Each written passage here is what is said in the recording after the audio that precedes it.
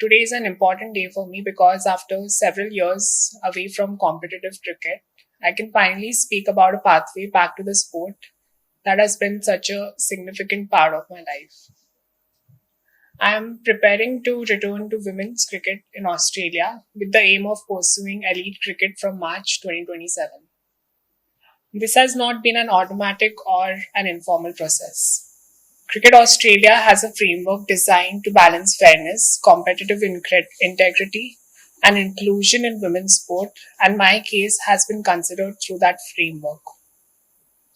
My understanding is that Cricket Australia's review considered a comprehensive body of information relating to my circumstances, including my medical history, surgical history, hormone and testosterone levels, my cricketing background, and playing footage as well, and the scientific and athletic performance work undertaken with Manchester Metropolitan University's Institute of Sport. I appreciate the thoroughness of that process. For me, it was important that this was assessed through an established sporting framework rather than simply being a question of public opinion. I have also undergone gender affirming surgery, and I no longer have testes, which means my previous primary source of testosterone is no longer present. My most recent blood test in July recorded total testosterone at zero point 0.6 nanomoles. That is within the female reference range reported by the laboratory.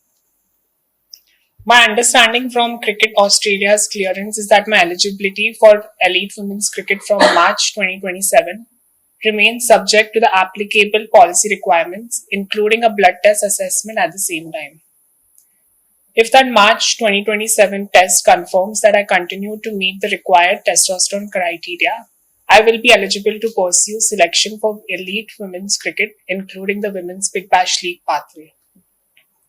And I want to make another point very clearly. Eligibility is not selection. Cricket Australia has given me a pathway, which does not mean that I have been given a place in a team. I still have to train, compete, perform, and earn that opportunity. That's exactly how I want it.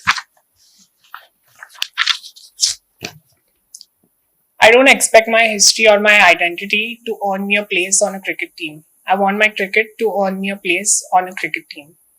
I know the standard of women's cricket is extremely high. I know there will be scrutiny, questions, and different opinions.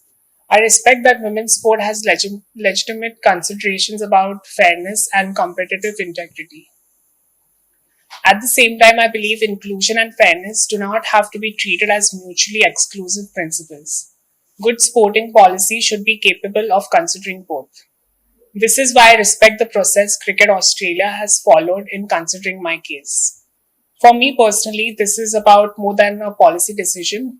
I began playing cricket because I love the sport. I competed because I wanted to become better. And when I transitioned, one of the most difficult possibilities I had to confront was that cricket might no longer have a place for me. I spent years trying to find a way back. Today, I finally have a pathway to try.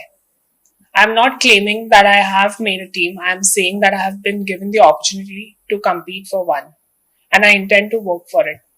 I hope that my journey can also contribute to a more informed conversation around transgender athletes in women's sport and how sporting organizations can approach these questions responsibly with evidence, individual assessment, fairness, and respect. But ultimately, I want the conversation to come back to where it started from me.